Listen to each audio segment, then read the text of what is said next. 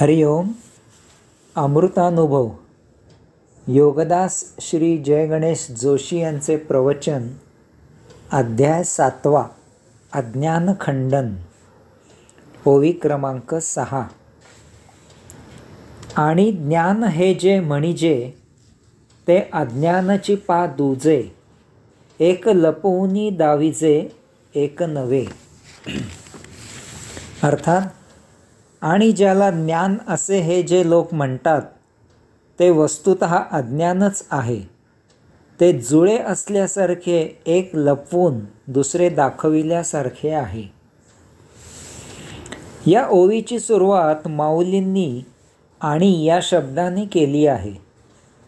याचा अर्थ मागील ओव्यांमधून जे काही ज्ञान अज्ञानाबद्दल सांगितले त्याचा येथे संबंध आहे. ते सर्व लक्षात घेऊन ही ओवी समजून घ्यावी अशी त्यामागे अपेक्षा आहे. भौतिकाच्या कच्छपी लागलेले, भौतिक जीवनाला चटावलेले, भौतिकालाच सत्य समजणारे असे हे जे लोक आहेत ते भौतिकालाच ज्ञान असे समजतात. त्यामुळे देहादी इंद्रियांना जे सौख्य मिळते, त्याच्या चवीची जी लज्जत मिळते, त्यामुळे होणाऱ्या दुःख, कष्ट, पीडा, त्रास याकडे असे लोक दुर्लक्ष करतात आणि ते सहन करतात. इतकेच काय तर यामुळे होणारे दुर्धर रोग, मधुमेह, रक्तदाब, हृदयविकार इत्यादी एक दागिना म्हणून, ऐट म्हणून, प्रतिष्ठा म्हणून मिरवतात. या सर्वांचा अहंकार बाळगतात. जणू काही असे रोग न होणे म्हणजे कमीपणा आहे. या लोकांची विचारसरणी मोठी अजब आणि संस्कृत आणि सकृत दर्शनी ज्ञानमय असल्यासारखी असते. हे लोक म्हणतात की कोणी पाहिला आहे पुनर्जन्म, कोणी पाहिले आहे संचित, कोणी पाहिला आहे योगेश्वर. आत्ता जे समोर आहे तोच सत्य जन्म आहे. आत्ता जे समोर आहे तेच तेवढे उपभोग आहेत. आत्ता समोर आहे तोच भोगेश्वर सत्य आहे. बाकी सर्व मिथ्या आहे. कारण ते आत्ता प्रत्यक्ष दिसत नाही, जाणवत नाही, प्रत्यक्ष अनुभवायला येत नाही. यास्तव आत्ता समोर जे मिळत आहे त्याचा यथेच्छ जास्तीत जास्त उपभोग घ्या आणि मस्त रहा, मौज करा, चैन करा. हेच सत्य आयुष्य आहे.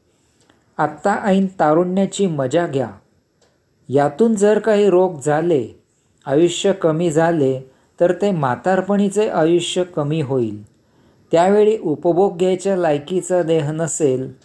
अशा देहाला गादीवर पाडून ठेवू, मेला तर मरू दे, नाहीतरी उपभोगासाठी तो कुचकामीच झालेला असेल. हे लोक त्यांचे हे अजब विचार असे काही प्रभावीपणे मांडतात की समोरचा त्याला आकृष्ट होतो. यामुळे हे ज्ञान आहे असा आभास निर्माण होतो. याला अध्यात्माचा पाया असतो.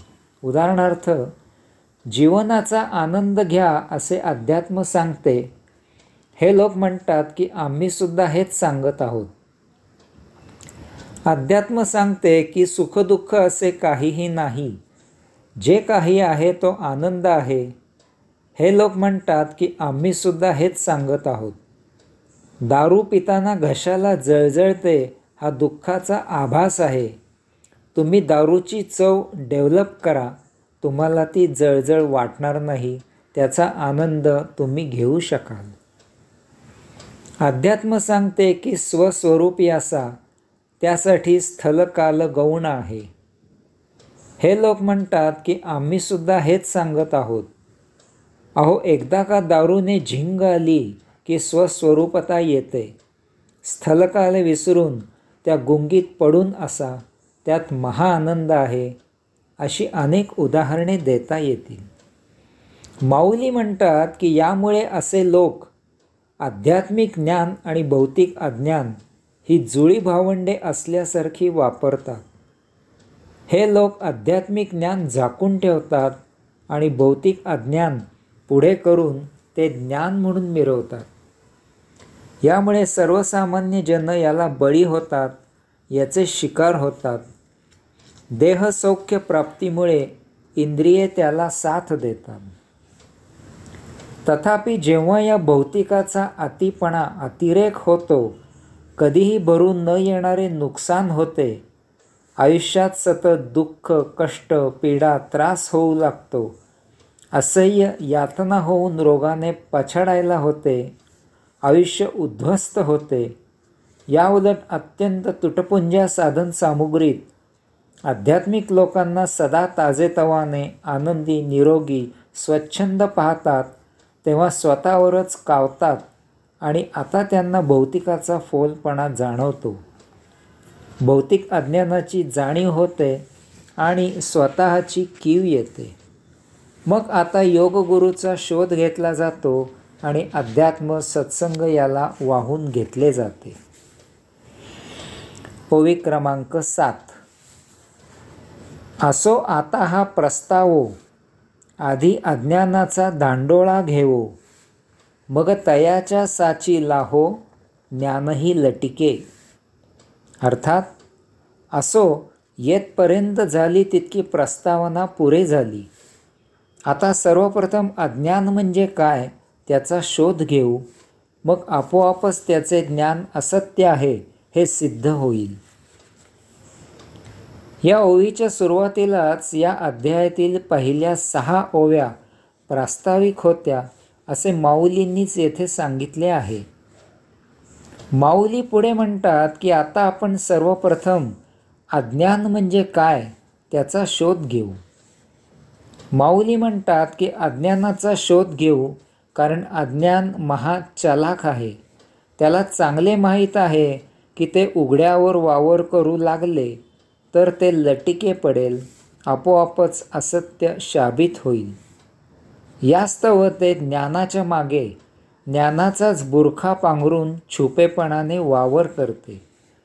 त्याला शोधावे लागते, त्याला उघडे करावे लागते, तेव्हा सत्य म्हणून मिरवत असलेला त्याचा असत्य चेहरा दिसून येतो.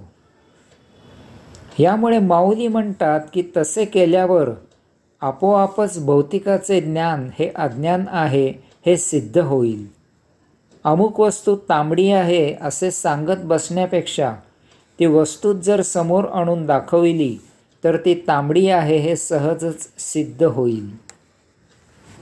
हरिओम.